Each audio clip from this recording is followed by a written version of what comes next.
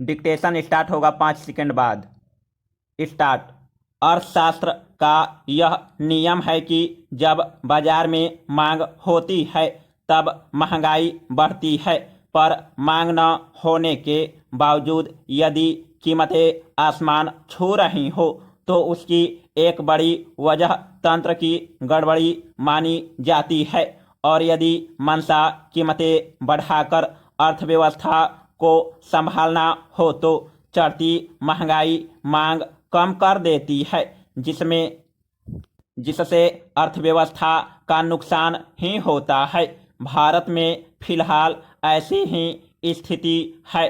Corona से ध्वस्त हो चुके भारतीय बाजार में मांग काफ़ी कम हो गई है, फिर भी यह बेहिसाब महंगाई से जूझ रहा है। खाने के तेल से लेकर दाल, सब्जियां, रसोई गैस, पेट्रोल, डीजल, दूध जैसी तमाम रोजमर्रा की चीज़ों के दाम बढ़ गए हैं। इसकी सबसे ज़्यादा मार असंगठित क्षेत्र से जुड़े लोगों पर पड़ी है, जिनकी हिस्सेदारी भारतीय श्रम बल में लगभग 94% है। Paragraph change. आंकड़े बताते हैं कि मई में खुदरा महंगाई दर बढ़कर 6.3% हो गई, जबकि अप्रैल में यह 4.23% थी। महंगाई दर भी अपनी रिकॉर्ड ऊंचाइयां पर है। चूंकि थोक मूल्य का असर उपभोक्ता मूल्य पर पड़ता है और पिछले मार्च से ही थोक मूल्य में तेजी दिख रही है, इसका मतलब है कि आने वाले महीनों में भी उपभोक्ताओं को शायद ही राहत मिल सके।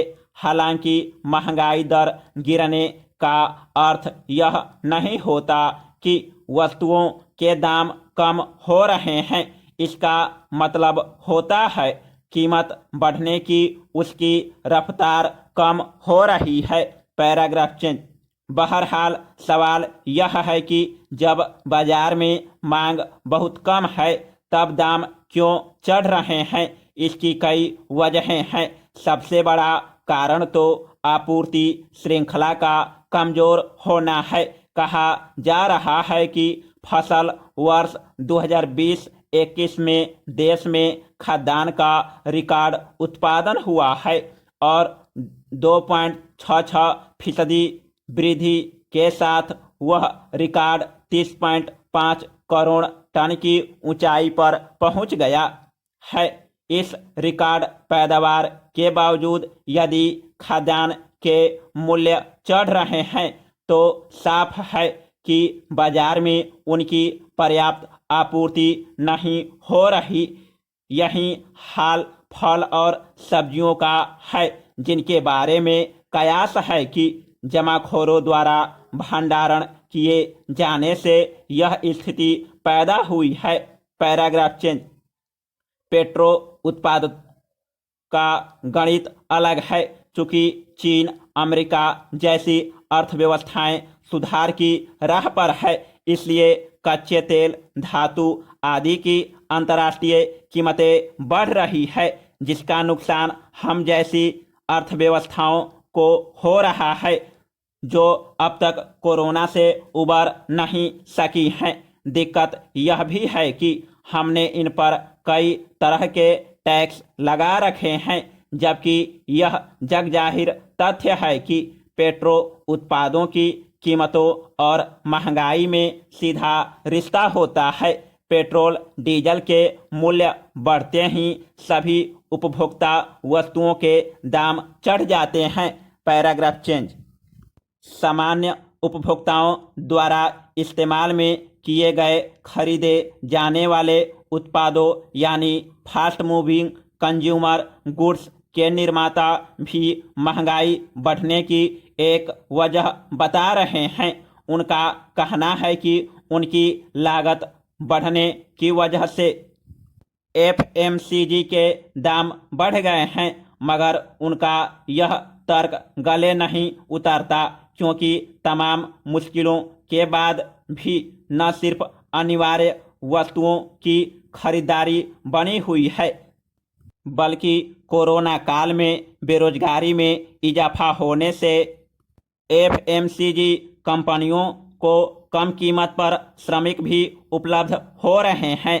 जाहिर है कारोबारी समाज का रुदन दिखावटी है, वे अब भी फायदा कूट रहे हैं, जिस पर सरकार को लगाम लगानी चाहिए। अर्थव्यवस्था भी यही कहता है कि मांग कम होने के बावजूद यदि दाम बढ़ते हैं तो उसका ज़्यादातर लाभ कारोबारी उठाते हैं। Paragraph change. महंगाई बढ़ने की एक वजह लोगों का स्वास्थ्य खर्च बढ़ना भी है, क्योंकि महामारी की वजह से इलाज और दवाओं पर लोगों के खर्च बढ़ गए हैं। विडंबना यह है कि महंगाई सूचकांक में इस क्षेत्र की नाम मात्र की गिनती होती है, यानी महंगाई दर में जो वृद्धि दिख रही है, असलियत में उससे कहीं ज़्यादा की मार आम लोगों पर पड़ी है। Paragraph change. सवाल है बढ़ती महंगाई पर लगाम कैसे लगाई जाए। सबसे पहला काम आपूर्ति श्रृंखला को दुरुस्त करने का होना चाहिए। बाजार तक खाद्यान्न की पर्याप्त आमद सुनिश्चित की जानी चाहिए। पेट्रो उत्पादों पर बढ़ाए गए टैक्स को भी कम करने की दरकार है। सरकारें कह सकती है कि टैक्स कम करने से उनकी आमदनी कम हो जाएगी, मगर इच्छा शक्ति हो तो इस मसले का हल निकल सकता है। अप्रत्यक्ष के बजाय वे प्रत्यक्ष कर बढ़ा सकती हैं। यदि अर्थव्यवस्था को संभालना प्राथमिकता है तो उन्हें न सिर्फ मांग बढ़ाने के उपाय करने होंगे, बल्कि लोगों की जेब में पैसे भी डालने होंगे। Paragraph change. संभव हो तो शेयर बाजार में लेन देन पर टैक्स वसूला जा सकता है। इससे सरकारी खजाने में वृद्धि तो होगी ही, महंगाई भी नहीं बढ़ेगी।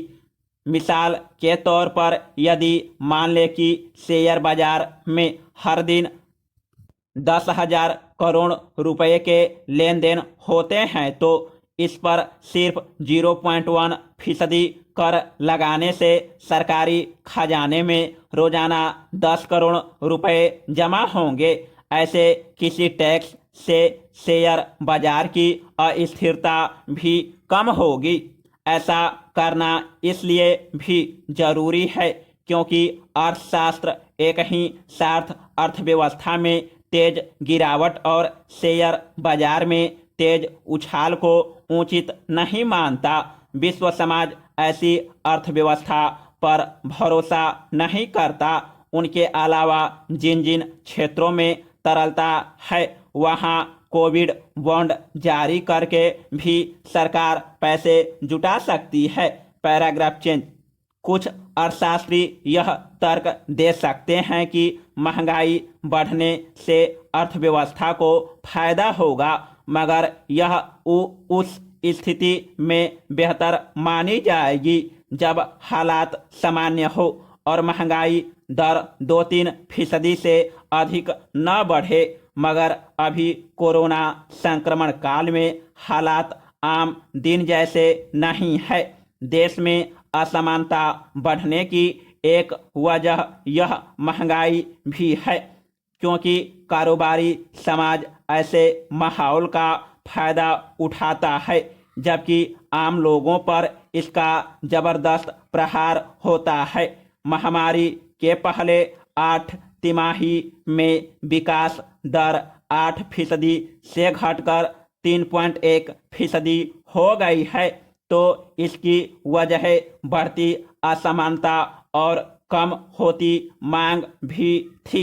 सरकार को मांग बढ़ाने की व्यवस्था करनी ही चाहिए, तभी महंगाई भी थम सकेगी।